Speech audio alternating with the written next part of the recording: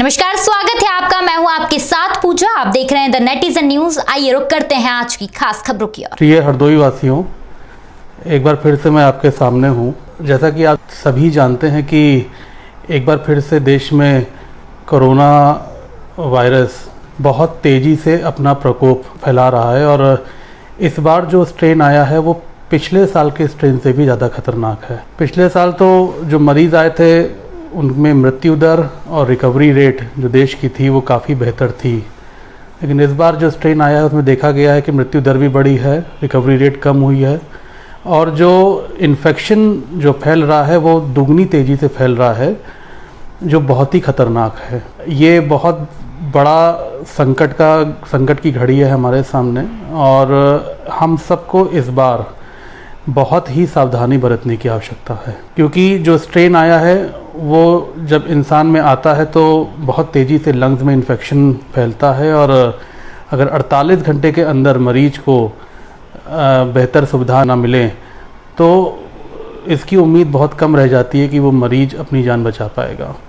और ऐसे बहुत से लोग हमारे बीच में नहीं रहे, बहुत से ऐसे लोग जो बच सकते थे लेकिन इस नए स्ट्रेन की वजह से उनकी जान चली गई। इस स्ट्रेन से बचने के लिए जो सरकार ने अब नियम बनाए हैं, माननीय योगी जी ने भी हर रविवार को इतवार को लॉकडाउन की घोषणा करी है जो 15 मई तक चलेगी। लॉकडाउन की घोषणा इसलिए करनी पड़ी क्योंकि जो सरकार ने प्रोटोकॉल्स दिए हैं, जो नियम हमें फॉलो करने थे, उन नियमों को लोग फॉलो नहीं कर रहे थे। अनावश्यक लोग अपने घरों से निकल रहे थे, मास्क नहीं पहन रहे थे। इस वजह से सरकार को कुछ कड़े नियम और लगाने पड़े। मेरी अपील है सभी से और एक बार फिर से मैं कहना चाहता हूँ कि जो नियम प्रदेश और केंद्र सरकार ने हमें दिए हैं उन नियमों का पालन करें। अनावश्यक घर से बाहर ना निकलें, मास्क पहने, हाथों को धोते रहें, भीड़ भाड़ इलाकों से जाने में बचें।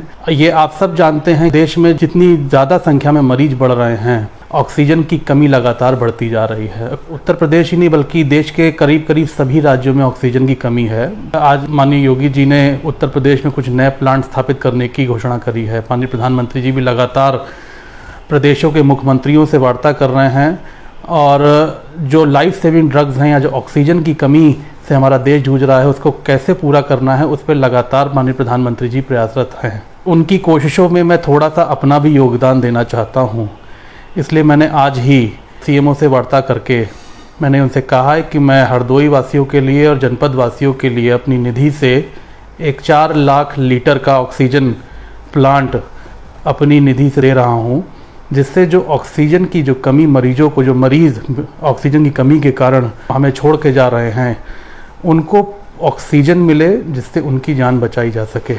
ये एक छोटी सी पहल है जो मैं और छोटी सी मदद जो जहाँ मैं कर सकता हूँ और मैं अपने हरदोई के वासियों के लिए इसको कर रहा हूँ और आगे भी मैं जिला प्रशासन से ये अपील करता हूँ कि कोई भी आवश्यकता हो वो मुझसे कह सकता है। कोरोना की लड़ाई में मैं जो कुछ भी योगदान कर सकता हूँ अपने हरदोई वासियों के लिए, अपने जनपद वासियों के लिए, वो मैं अपनी निधि से जो कुछ भी कर सकता हूँ करूँगा और व्यक्तिगत हैसियत से भी जो कुछ भी कर सकता हूँ वो करूँगा।